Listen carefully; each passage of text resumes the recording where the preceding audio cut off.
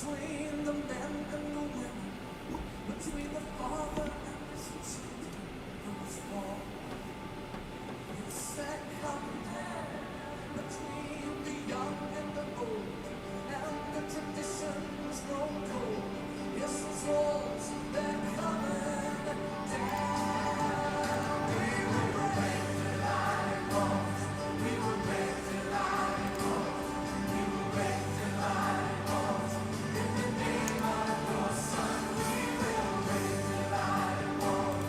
We will break the line walls, and we will.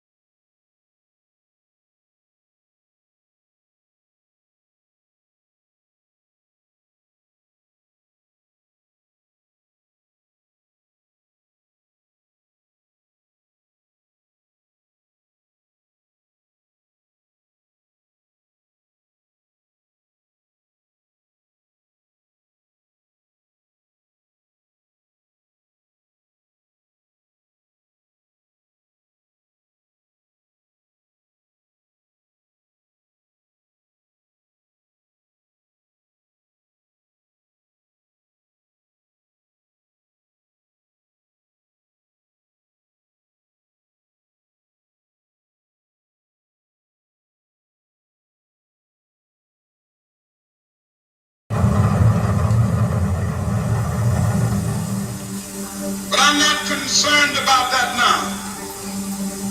I just want to do God's will. And He's allowed me to go up to the mountain. And I've looked over and I've seen the promised land. I may not get there with you, but I want you to know tonight that we as a people will get to the promised land.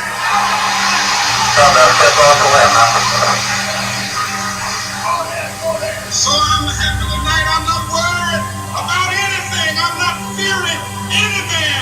Mine eyes have seen the glory of the coming of the Lord. It's one small step for man, one giant leap for mankind. People will return to the people, and so long as men die, liberty will never perish. Soldiers, don't give yourselves to brutes. Men who despise you, enslave you, who regiment your lives, tell you what to do, what to think, or what to feel, who drill you, diet you, treat you like cattle, use you as cannon fodder. Don't give yourselves to these unnatural men, machine men, with machine minds and machine hearts. You are not machines, you are not cattle, you are men, you are men, you are men.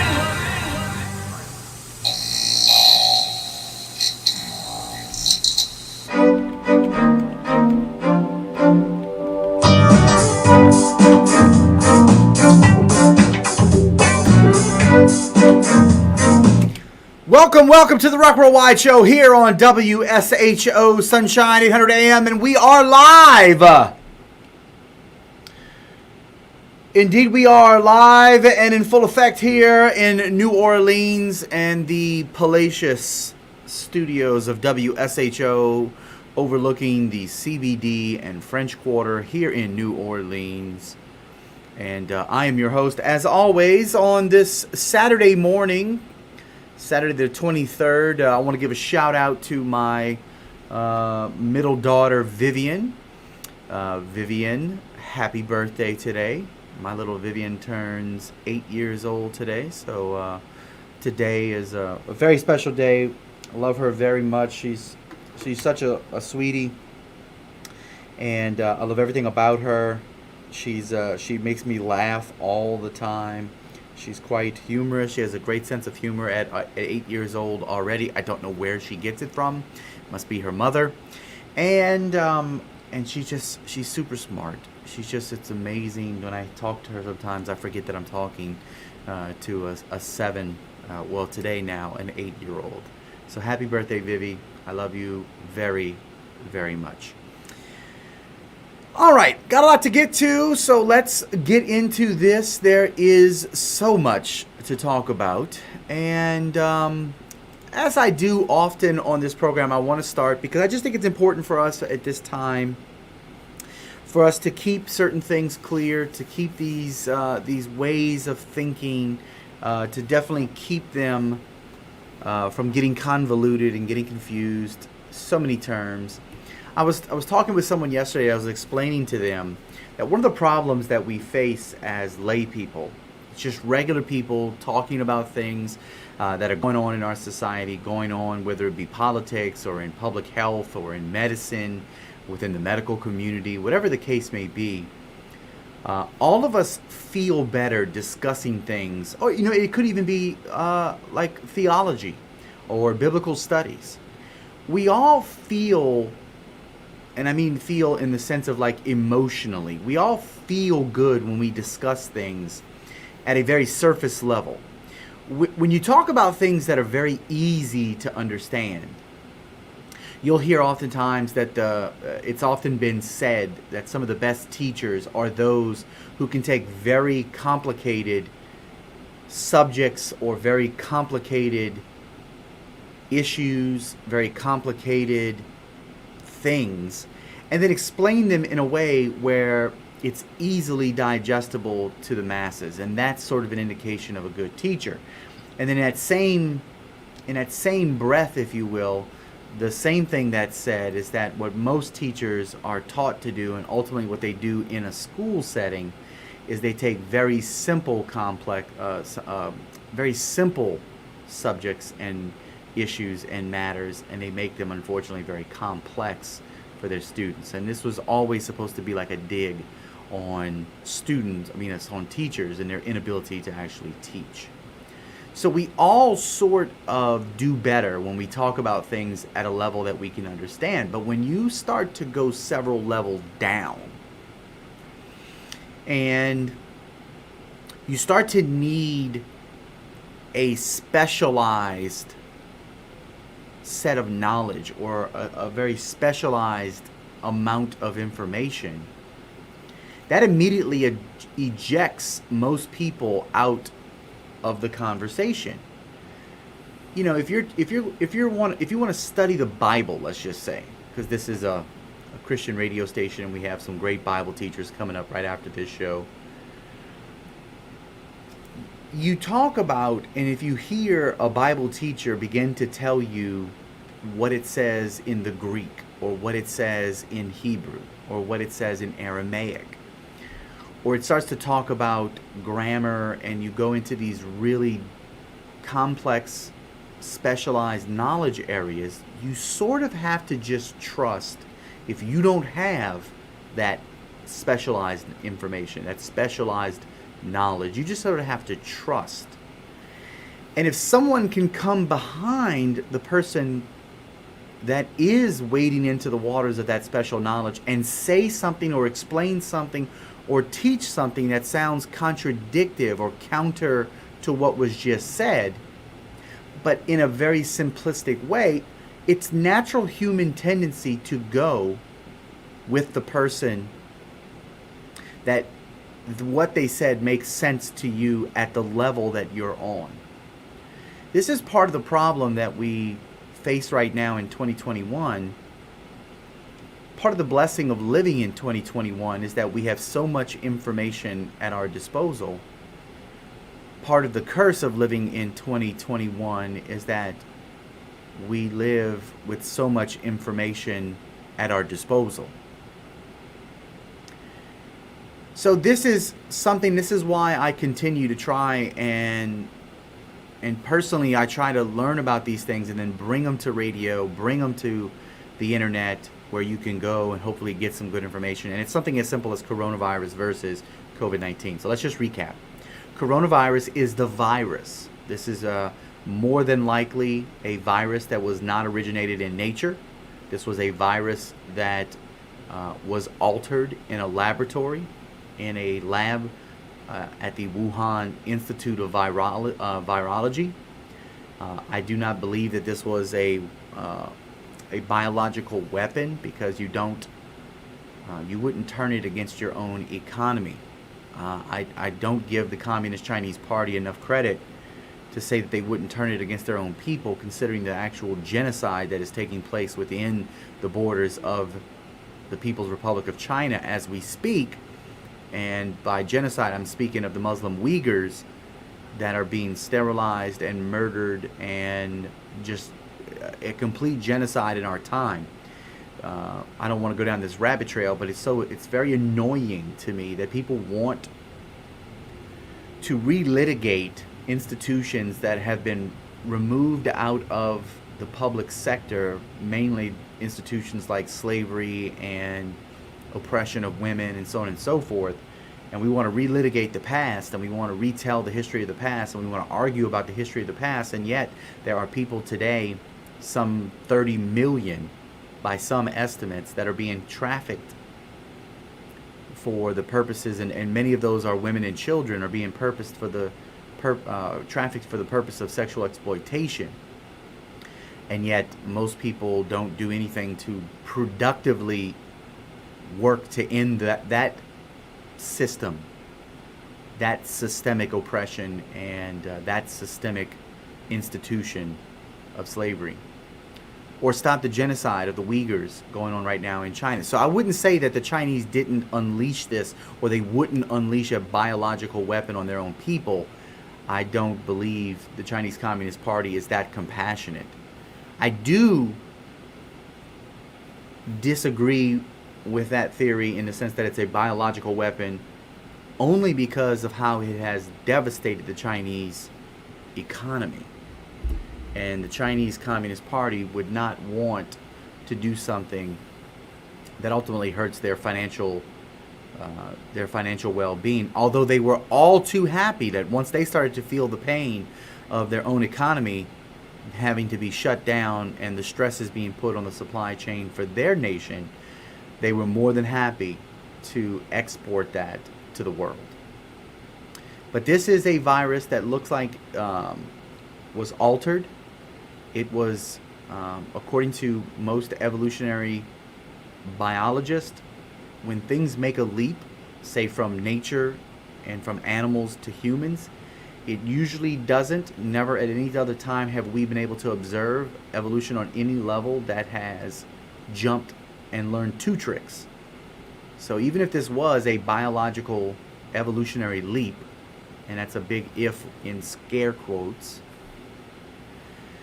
it would have jumped from animal to human, but then it would have been a very weak disease in human and would not have learned the second trick, which was to maintain its potency in its animal form, and then turn and learn the second trick, which is then to go from human to human very quickly.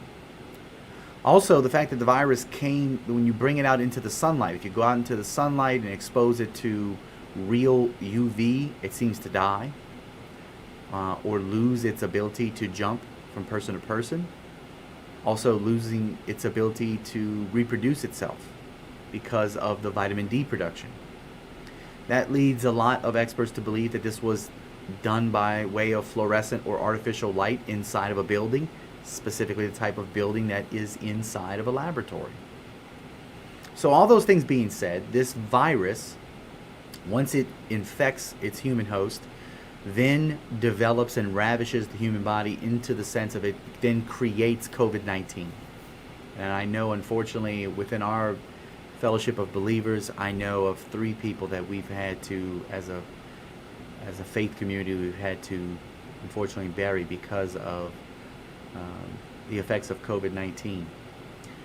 As of the last numbers that I've seen on the CDC, roughly 95% of people that die with or of COVID-19 do so with 4.5 comorbidities as an average. That means that only 5% of the 700 or so thousand deaths with or of COVID were only because of COVID. So 10% of 700,000, of course, is 70,000. 10% of 70,000 is 7,000. So roughly 5% or half of that 10% is 35,000. So there's only been 35,000 people, according to the CDC, that have died exclusively from COVID-19 out of the 700,000 or so plus people that have died with or of COVID.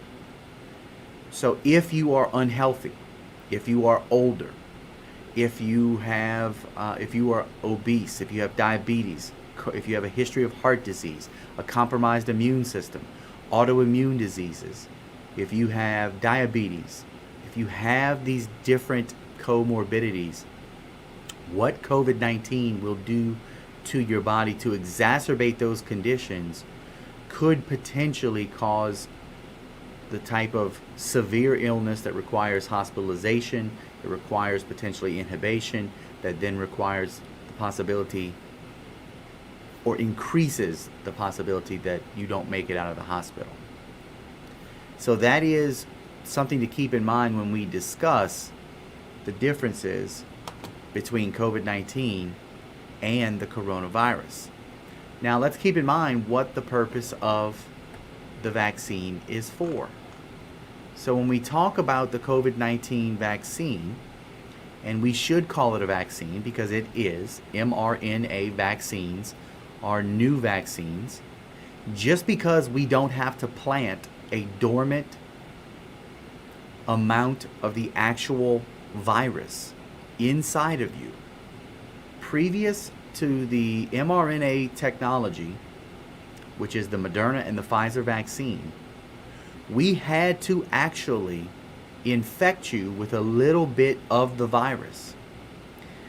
That was the old technology for the traditional vaccine. The Johnson & Johnson vaccine is still the old adenovirus. They still will put a little bit of the dormant virus in you to elicit a immunological response, for your immune system to more or less wake up and do what it's supposed to do.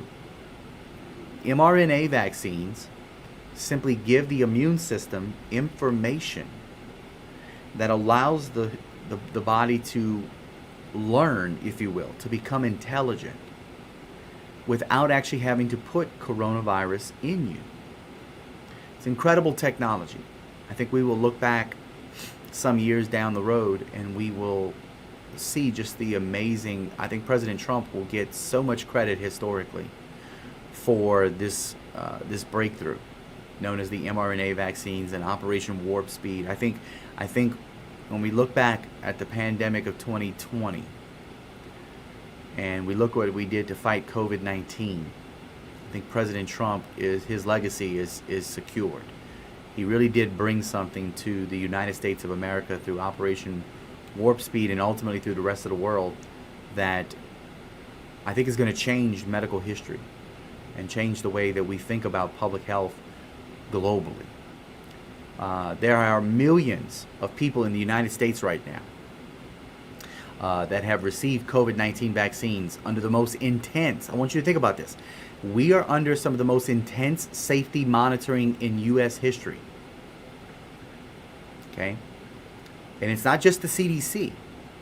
What you have to know is that the United States Food and Drug Administration, the FDA, along with the CDC, the Center for Disease Control and Prevention, both of those and many other federal agencies, they are monitoring the safety of COVID-19 vaccines. And I get it. If you don't trust the government, which many of us don't, especially the federal government, you also have to think that there is the Louisiana Department of Health here in Louisiana. Every state has their own state Department of Health, and they too are monitoring the safety of these COVID-19 vaccines that are being administered. Now, I want to give a guarantee. Here's my guarantee to you today.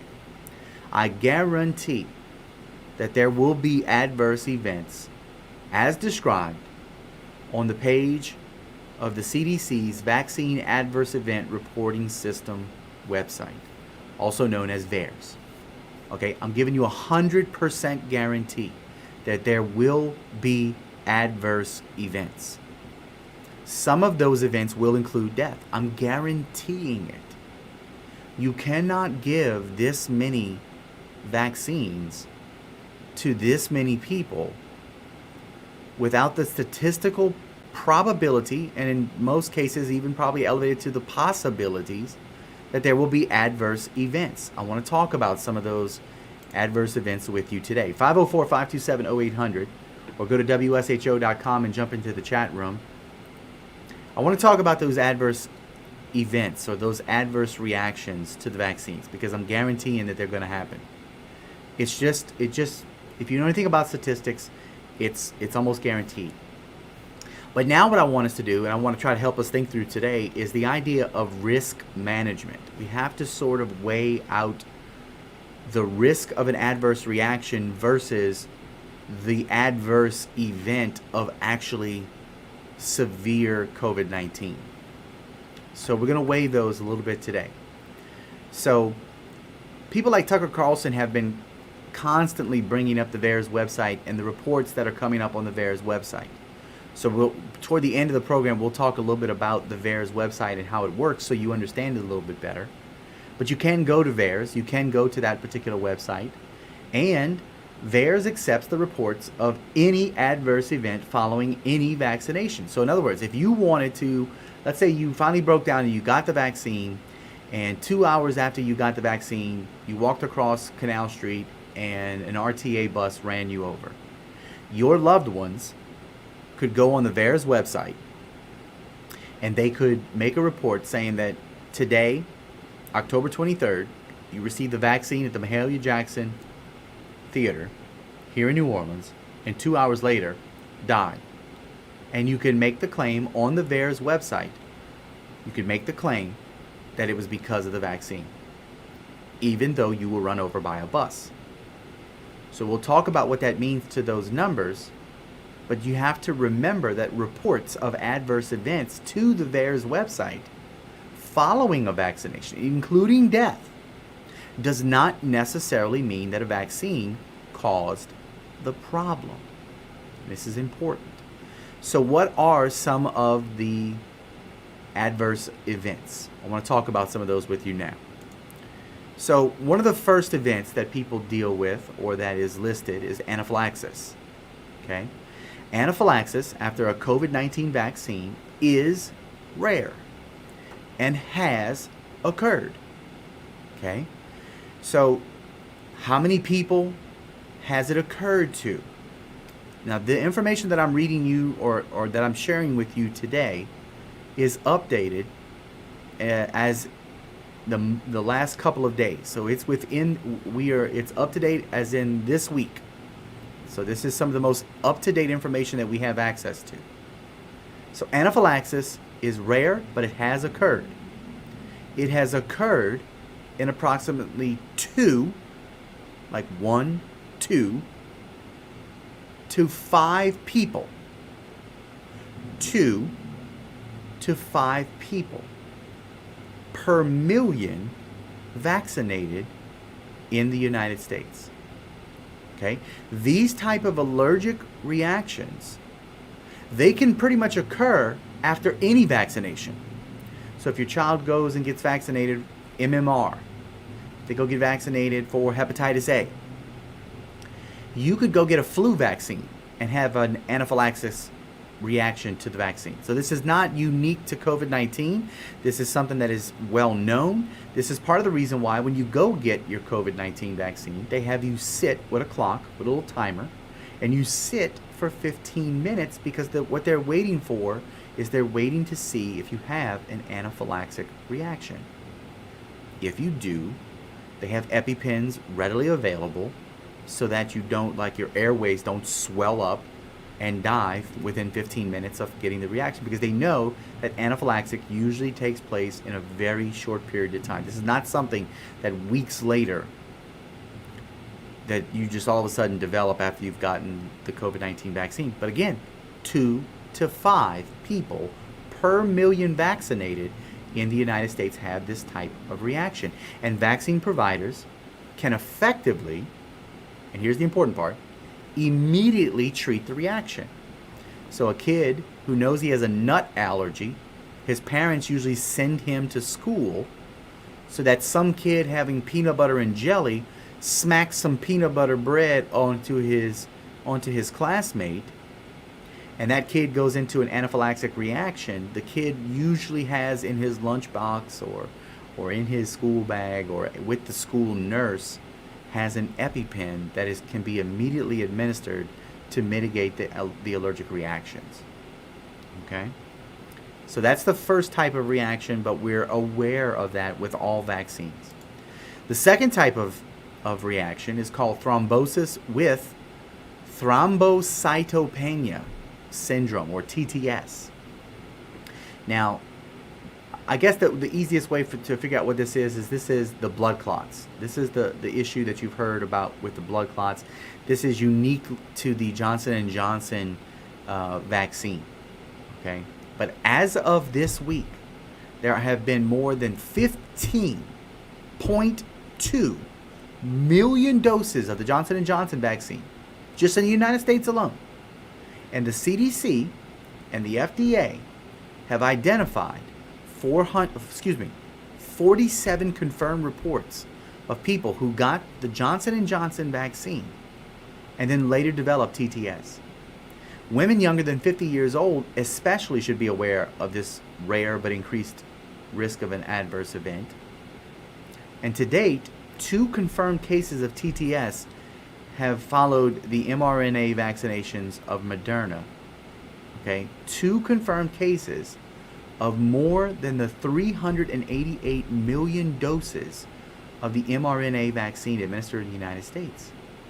Based on available data, there is not an increased risk for TTS after mRNA COVID-19 vaccines. 2 people that got mRNAs out of the 388 million doses, and that's just confirmed cases that have been reported to the VAERS website. And out of the 15.2 million doses of the Johnson & Johnson vaccine, only 47 confirmed reports have been confirmed by the CDC and the FDA. Let that sink in for a second.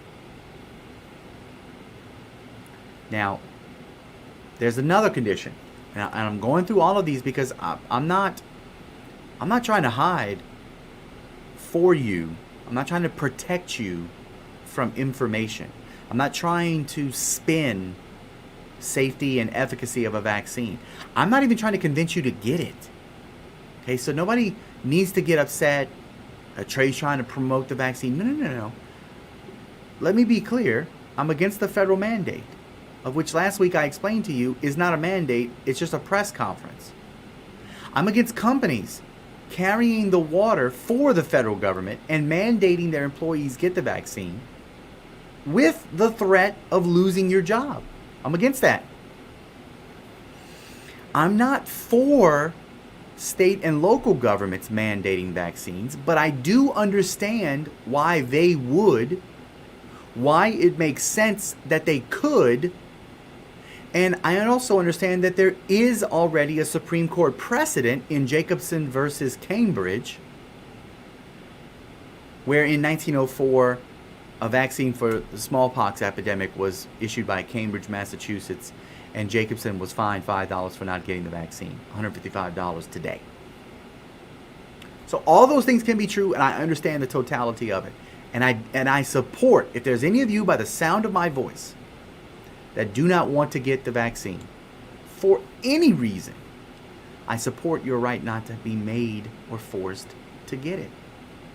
What I hope to do through doing shows like this one is I just want you to have good information so that that decision is a well thought out, prayerful, and educated decision, and not one based out of fear from a YouTube video, from bad theology thinking you're getting the mark of the beast, or from bad medical information where people are claiming just outrageous and outlandish things that do nothing but put fear into you. If you are a believer and are listening to what I'm saying right now, God has not given you a spirit of fear, but He has given you a sound mind. And as a follower of Jesus, you have been given the very Spirit of God that created this universe, that raised Jesus up from the dead, living and residing inside of you. And you have the same power to be able to discern, using your mind, the ability to discern all the information that I'm giving you as whether or not it's right. And I support your right to make that choice for yourself. Talk to your doctor. Some of your doctors, based on your medical conditions, are not going to recommend that you get the vaccine. And I support that. Now, getting back into other adverse reactions to the COVID-19 vaccine is a condition called Guillain-Barré syndrome. Now, it could be Guillain, but I think it's Guillain, or GBS. Now, GBS is a rare disorder where the body's immune system damages nerve cells. Okay, so think about that. It damages nerve cells and causes muscle weakness. And it also even causes sometimes paralysis. Now, this again is mostly in people who received the Johnson & Johnson vaccine. Okay, as of today, most people fully recover from GBS, but some do have permanent nerve damage. But again, after more than 15.2 million Johnson & Johnson vaccine doses given in the United States, there have been around 233 preliminary reports identified on the VAERS website as of this week. Now remember, these are cases and these are reports that have not yet fully been confirmed by the CDC. And these cases are largely reported about 2 weeks after vaccination, and mostly in men.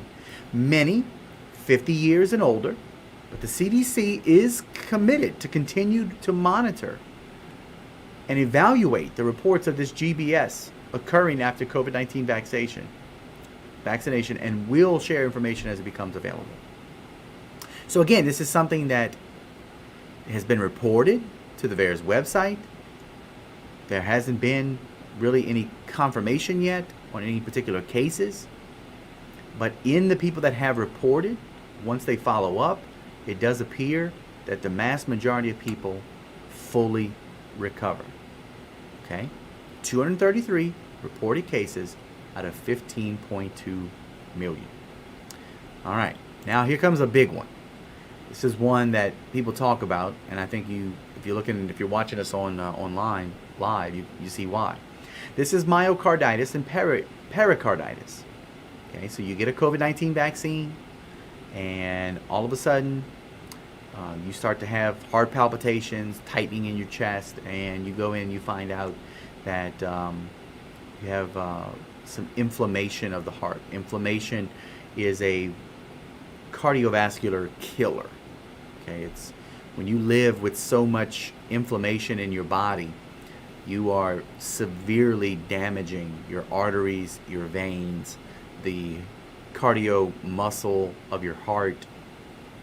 So clearly this is something that we don't want people to have, because this has the potential to have a long-term effect. Now let me just say this. One of the biggest contributors to myocarditis and pericarditis in young people is, wait for it, COVID-19. So if a young person gets COVID-19, yes, they're probably going to shake it off. Yes, they're probably not going to need to be hospitalized. Yes, it's probably not going to be severe. Yes, they're still able to spread it. Yes, they probably won't have trouble, and yes, they'll have natural immunity. But in some cases, they're going to get myocarditis because some people will experience a more severe case of COVID-19, even if they're young. So if you don't want your young person, your young healthy person, relatively speaking, to deal with myocarditis or any kind of inflammation of the heart, then you wouldn't want them to get severe COVID. And how can you prevent getting severe COVID? Get a COVID-19 vaccine. Now here's the difference. Once you get COVID-19 and you get a severe case of it, let's say because you didn't get vaccinated, you can't treat that. You have the effects now of having had COVID-19. Whereas if you, like these 1,638 reports of COVID, of myocarditis, because of a vaccine, within the month that you got the vaccine, you're able to treat and then get rid of the myocarditis, and then you don't have the lingering effects of having had COVID-19. You see how that works? If you're gonna get myocarditis, it's better to get it from the vaccine than to get it having had COVID-19. Because you identify it in the vaccine and then you treat it, but with COVID-19, you treat the COVID-19 and you also now have to treat the myocarditis, and it stays with you. Now remember, this is mostly among people ages 30 and younger. And in the case of an adverse event, we're talking about the COVID-19 vaccines. These are primarily as a result of the mRNA version of the vaccination. So that's the Pfizer, that's the Moderna. And particularly in male adolescents and young adults. Now, through follow-up, including things like medical reviews, the CDC and FDA have confirmed 945 reports of myocarditis or pericarditis. Okay, so they've confirmed that of the 1,638 reported myocarditis and pericarditis as a result of the vaccine, 945 of those have been confirmed. So if they've been confirmed, then what we know is that many of those have either not been confirmed or are not actual cases of the COVID-19 of a result of it coming from the vaccine. Now let's put this in perspective, okay? As we move into and we get into our final leg, if you will, of adverse reactions. We're going to get into death. But before we get into the death numbers, what I'd like to do is I'd like to go to the phone line. And so I want to go to line 1 and bring on our first caller. Welcome to the Rock Worldwide Show with Trey Roberts. Yes, Trey, this is Rusty. I can hear you loud and clear, my brother. Okay, I got two things I would like to bring up to you. And I think you were around yesterday when I brought up to Bob yesterday on his show, how that the military is about to enforce these mandates and get rid of an awful lot of soldiers and military personnel. Let me ask you a question real quick, because I don't know the answer to this, and maybe you do. Are there any other inoculations that are required for military service? Not with the threat of being kicked out of the military, but are there any other, let's just use the term in scare quotes here, are there any other vaccine mandates? Like do frontline soldiers have to have updated tetanus shots? Do they have to have hepatitis A, B, and or C shots? Like, do we know? I really don't know the answer to that. Why is that important?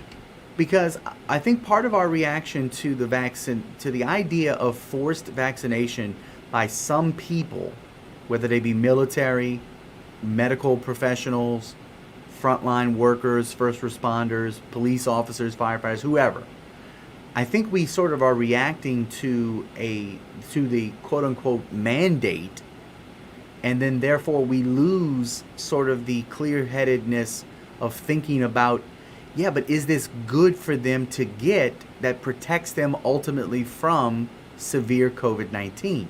Because if it's good for preventing the side effects of tetanus or flu or, or any other bacterial or viral or parasitical infection, and it's required, we've never been concerned about that in the past. Therefore, if we put COVID-19 into that same basket of vaccinations or inoculations that are required by the military, especially if they're going to be deployed, like I'm almost certain that they are pumped full of inoculations before they're deployed to a foreign theater. Are they not? I would imagine there are certain things they prepare for like that. I would imagine that would be included. Except again, it comes back to the idea of many years of research on these things, and these things have not been researched. As you know, I think only Pfizer has given the FDA approval, and Nope, that's not true. Let me interrupt you. That's not true. All three of them have now no longer are emergency. That's why Biden is able to go out in front of a press conference, and he was waiting for the FDA to get rid of emergency approval. All three of them now have full approval. it must happen the last few days, huh? No, this was months ago. I remember just a couple of months ago, Pfizer was the only one. Pfizer was the only one that got the first one, but Moderna and Johnson & Johnson now have full FDA approval. That's why all of them are now also approved by the CDC and the FDA for the booster shot. And you can mix them. Yeah, that's right. They did say they can mix them, so that is something. I must have missed that of the approval of the other two. But nonetheless, the research and this stuff was speed on by, compared to other vaccines, by years. And Okay, wait, hold on. Let me, because I need to know these things, and this is good that you're bringing up this point. What does, if let me think how to phrase this. What does the speed at which something is brought to the general public, what are you trying to say that the speed of it, because nothing this fast has happened before, like if Trump was still president right now and Trump was out there touting how his administration through Operation Warp Speed brought this incredible medical miracle known as the COVID-19 vaccine to the entire world, like, don't you think Trump would be taking a victory lap right now with his CDC and with his FDA? a lot of people at his rallies boo him when he pushes or he starts preaching the vaccine. Yeah, Rusty, because he sounds like he's supporting the Biden administration, but what those same people at those rallies are not thinking about is that the Biden administration is simply saying the things that the Trump administration was saying in his last year as the president. I know, and I agree with you. And I don't go along with everything that Trump did. I didn't go along with him standing there, as I've said before, like a little boy in short pants, letting Fauci and Birx take over the country. I think he did a terrible disfavor to this country. And I'm talking about Trump. Make it clear, I think he did a terrible thing, and we're in the hands of people that are forcing things down our throats, and that's why I brought up the military thing. I missed the one about the other two getting FDA approval, but you were talking about hysterics. If anything's hysterics to me, it's getting rid of all these military personnel at the expense of the safety of Americans. I think there may be a couple 100,000. I'm not clear on the numbers. Getting rid of them and putting us more in danger than the virus would ever be. Okay, so hold on real quick. So did you hear the show? Did you hear the show last week by any chance? Yes, I think I called you last week. Okay, that's probably true. All right, so remember this. At this point, there is no federal mandate. There is no executive order issued. There is no piece of legislation that's been passed and signed into law.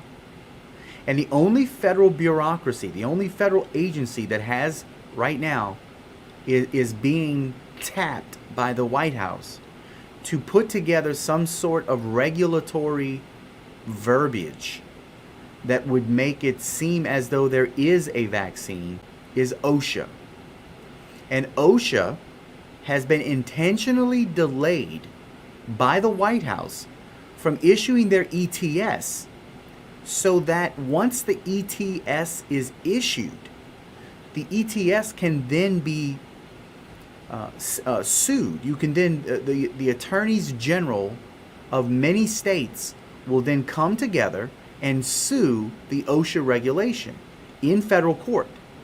So the end around for the Biden administration has been to give a press conference, say the word vaccine mandate, knowing that their lapdog media apparatus is going to run with the president just said he wants to have a vaccine mandate. Now, or they could even go as far as to say President Biden today issued a vaccine mandate. And then it sounds like, well, the president's the head of the country, so he's forcing everyone to do it. But then knowing that OSHA is going to take 6 months in order for it to happen, it gives cover to private companies now, because conservatives like you and me, Rusty, for years have said that we should support private companies running their corporations the way that they want to, private businesses running their companies without interference from the government. So if a company goes out there, whether they be Southwest or not a public sector, a private sector business, and they make all of their employees get the vaccine, we're like that. We used to say, well, that's their prerogative because they're a private business. But now we see them as carrying water for this administration because it's an administration that we don't support. And on top of that, no one can challenge it legally unless people lose their jobs first and then sue the company for being let go. So watch what's going to happen with the military. The military is governed by the same federal regulations. So they can't, there's no one that's been gotten rid of yet because they can't. And the moment that they do, it's going to have to be based off of a law that's been passed. We're still a nation of laws. So if there's no regulation or there's no law, even if there's not a law passed within the military that can be challenged. So you're saying these mandates, even though he's the commander-in-chief, by the end of the year, I think they said by December 28th would be the furthest period. Is that going to be put into effect? So here's why December 28th is the magic date. Not because it's just some arbitrary date, but because it's 6 months from the date that he went out and gave the press conference, which is the exact amount of time that OSHA said that they needed in order to make this emergency, this ETS, which is some kind of emergency regulation that makes it law within the workplace. Okay? So he's doing that so that there are people who will naturally be fearful that, oh my God, if I don't get this vaccine, maybe I'm on the fence, but is it worth me throwing away my military career? So they'll get more people into the vaccinated category because that is what they want to have done. But they can do it without anyone having an ability to challenge them in the court system. That's the key. They don't want this to be drug into court because they know that if a federal mandate of any sort, we'll just call it blanket umbrella term, federal mandate of the vaccine, they're going to be brought before the Supreme Court and it's going to be struck down because there is no precedent for a federal vaccine mandate. There is precedent for the federal government under the Constitution doesn't have those type of police powers. Those police powers, or I think they call them plenary powers, are reserved under the Constitution explicitly to the states and local governments. It's why LaToya the Destroyer can issue a vaccine mandate, but Joe Biden can't. Okay, so it sounds like what you're saying here is that you think the courts are going to be on,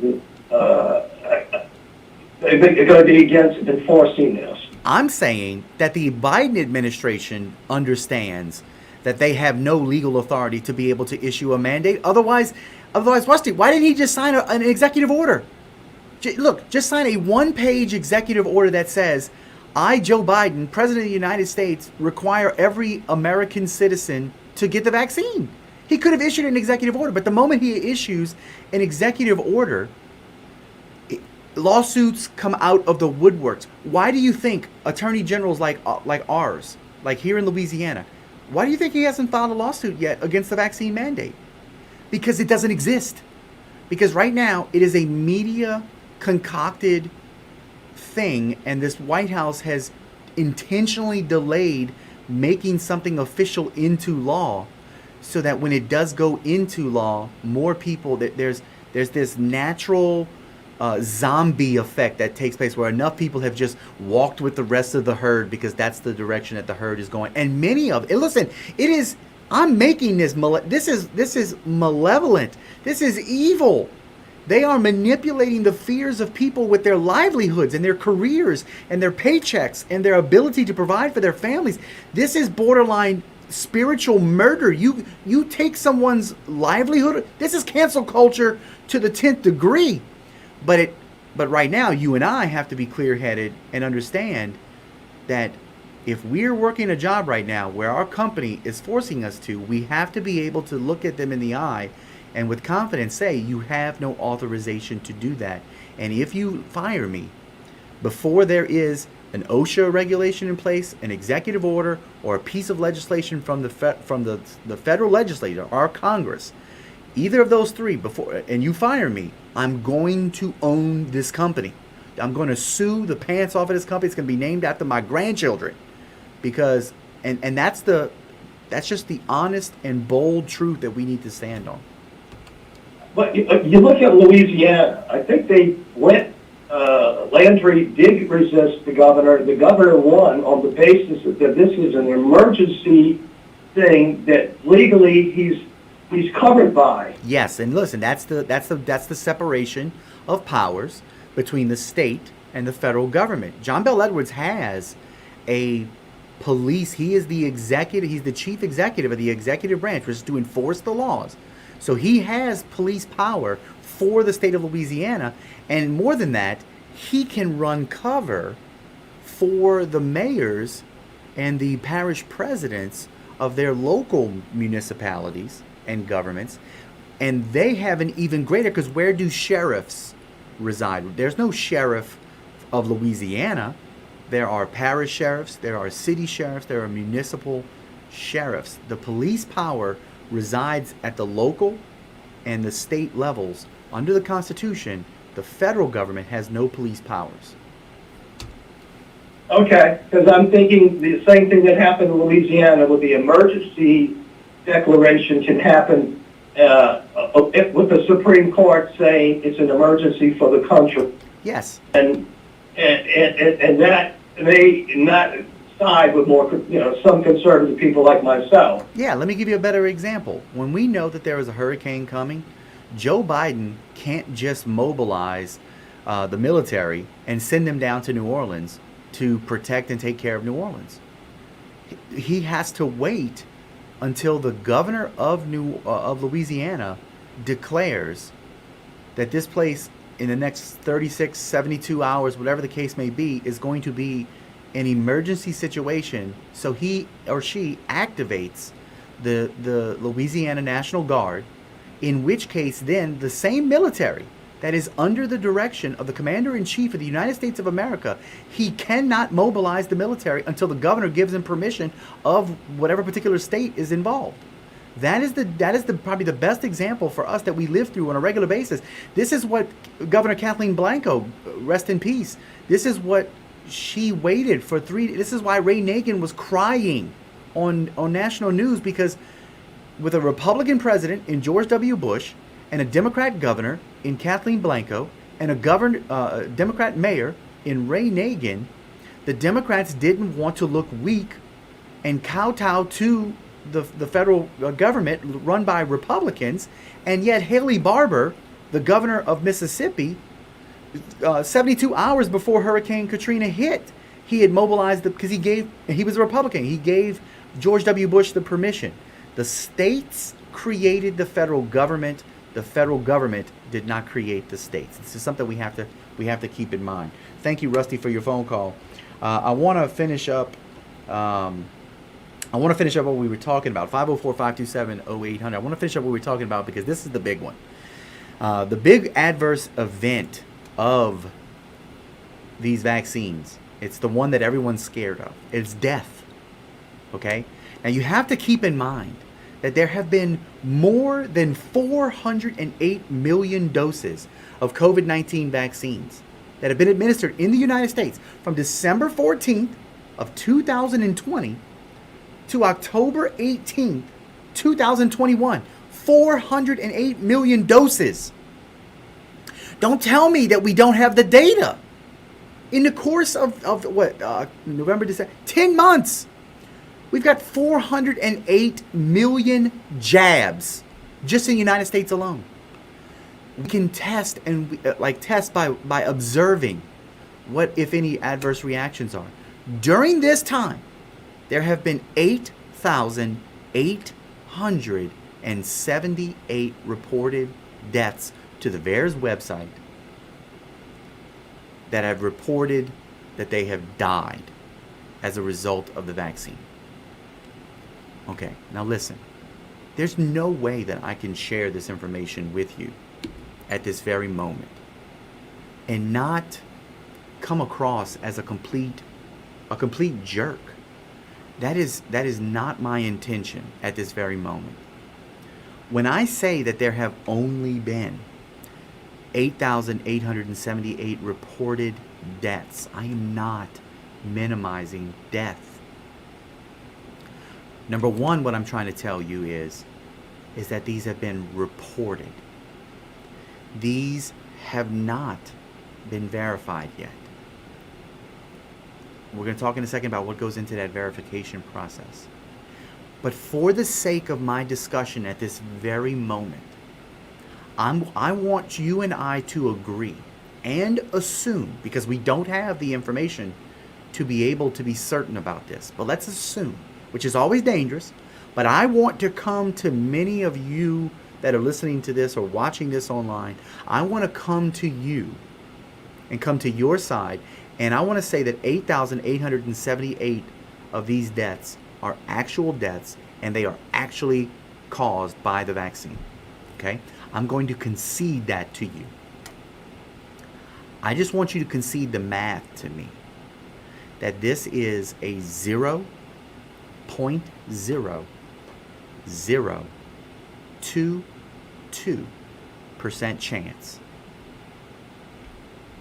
This is 0.0022% of all of the vaccines that have been given in the United States that have died.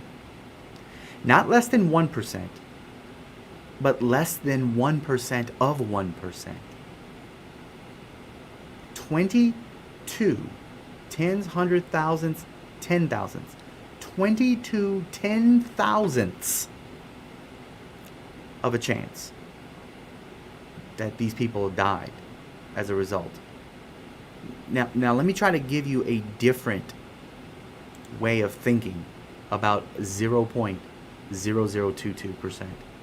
To give you an idea of what the percent of the, like, what are the chances?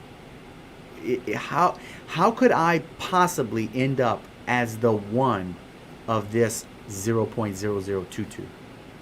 How could you be that one? It's the same exact chances that every single person that hears what I'm telling you, it's the same exact chances you have of dying tomorrow from anything.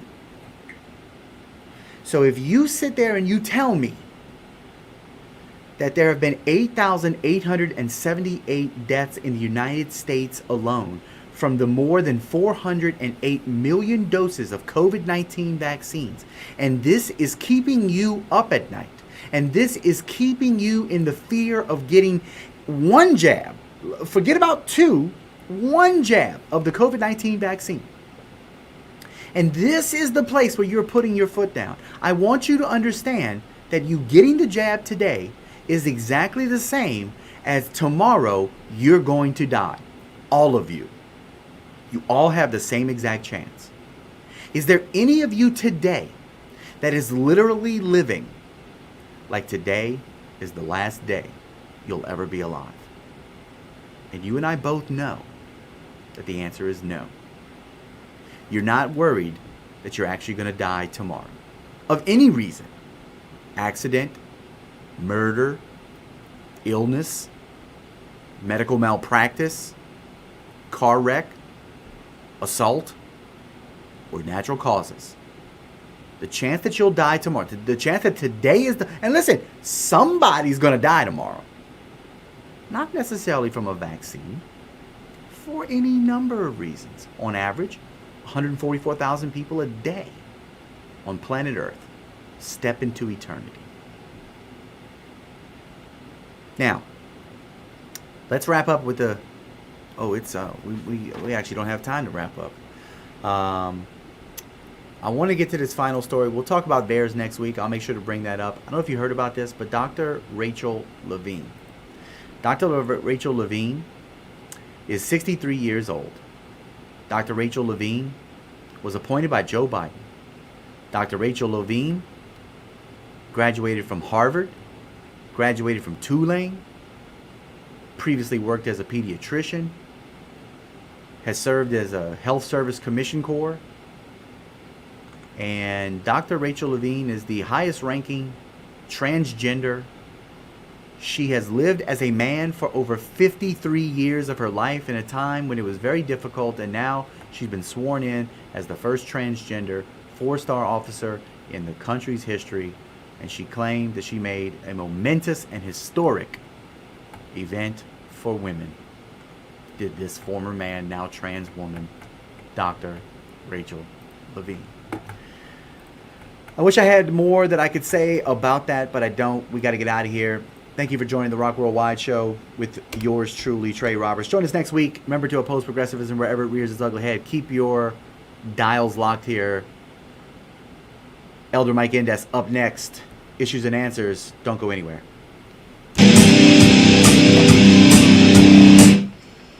WSHO transferring you over now.